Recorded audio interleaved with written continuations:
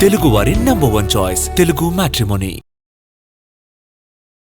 MLC కవితకు Kukatpally MLA Madhavaram Krishnarao సవాల్ విసిరారు. తనపై కవిత చేసిన అవినీతి ఆరోపణలను నిరూపించాలని ఛాలెంజ్ చేశారు. ఎన్ని రోజులు టైం కావాలో తీసుకుని ఆధారాలతో నిరూపించాలన్నారు.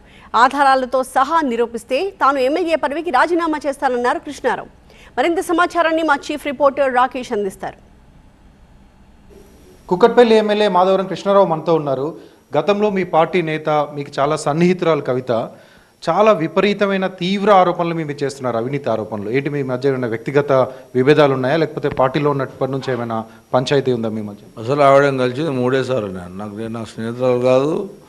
నేను కేసీఆర్ బిడ్డలాగానే చూసాను తప్ప ఆవిడతో నేను కలిసింది టోటల్గా 10 ఏళ్ళల్లో 3 సార్లు. ఇలా గాంధీ పెట్టినటువంటి ఏదైతే కబ్జా 307 కబ్జా ఏదైతే ఉందో దాన్ని నేను బయట తీసిన పాపానికి ఇవాళ కవిత రూపంలో కాంగ్రెస్ వాళ్ళు ఆడిస్తున్నటువంటి నాటకం. చాలా చిన్నపిల్లవు నువ్వు, రాజకీయంలో చాలా చిన్న, నా స్థాయిలో నువ్వు రాజకీయంలో చాలా చిన్నపిల్లవు.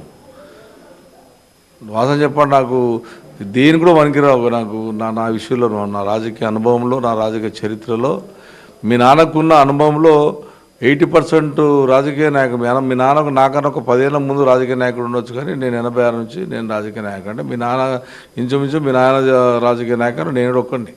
ఆవిడ మాట్లాడినప్పుడు మాట, నేను అయ్యా నీ భర్త ఈ land IDPL over lab land, IDPL సంబంధించిన ల్యాండ్ అని చెప్పి నేను ఈ భర్త ఫోటోతో సహా చూపెట్టా.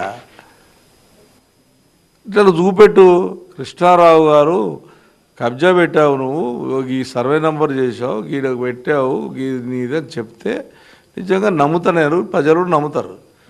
నేను తిట్టిన వాళ్ళందరినీ నువ్వు కాంగ్రెస్తో నాకు ఏజెంట్గా పనిచేసి 10 సంవత్సరాలు నువ్వు టీఆర్ఎస్ పార్టీలో అనుభవించి నీ లైఫ్, నీ చరిత్ర, నీ రాజకీయం వచ్చిందే టీఆర్ఎస్ పార్టీ నుంచి వచ్చింది. నా రాజకీయం టీఆర్ఎస్ పార్టీ నుంచి రాలేదు, తెలుగుదేశం పార్టీ నుంచి వచ్చినాను. నేను తెలుగుదేశం పార్టీ నా రాజకీయతో వచ్చిన మనిషిని. నేను నీ ఇష్టం మాడతాను.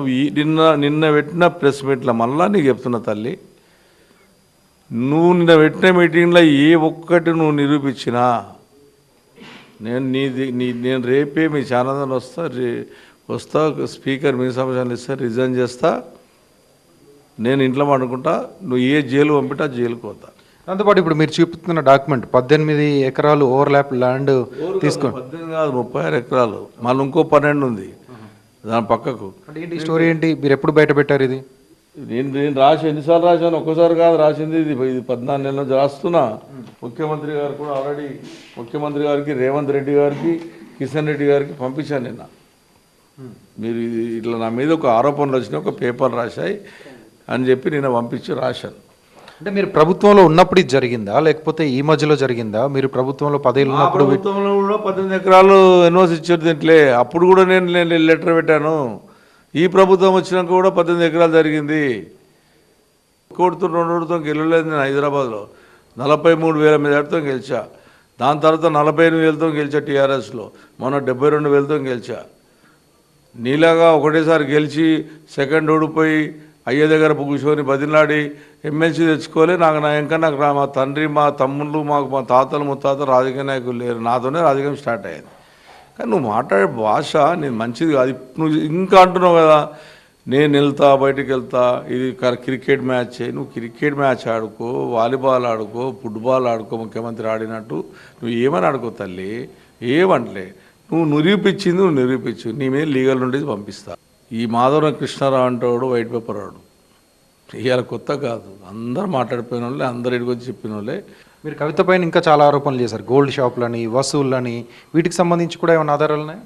నేను ఆధారాలు నేను చెప్పలే. ఎవరో పాటలు పాడారు, అప్పు చూసి సిగ్గుపడ్డా, నేను బాధపడ్డా.